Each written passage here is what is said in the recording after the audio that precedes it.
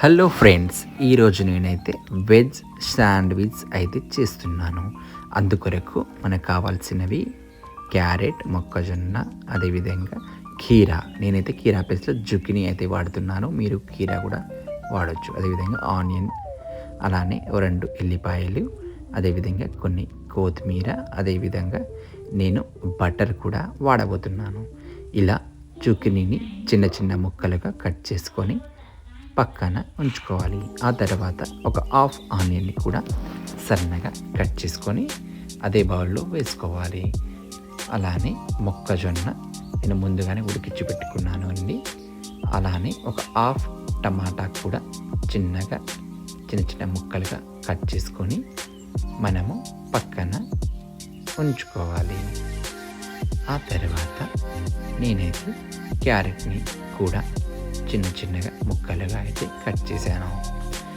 మనము veg sandwich అయినా చేసుకోవచ్చు వీటితో, లేదా వీటిలో మనము పెరుగు కూడా కలుపుకొని తినొచ్చు.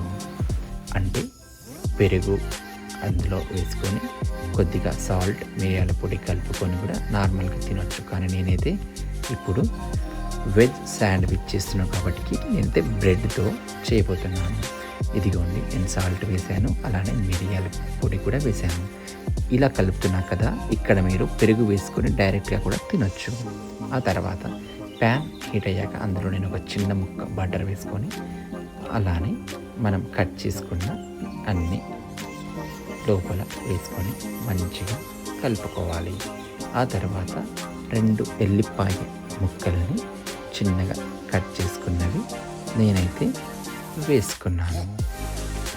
ఎల్లిపాయ ముక్కలు వేసుకున్నాక నేనైతే ఒకసారి కలుపుకొని అలానే నిమ్మకాయని కూడా కొద్దిగా పిండుకొని మూత పెట్టేసి స్టవ్ ఆఫ్ చేశాను.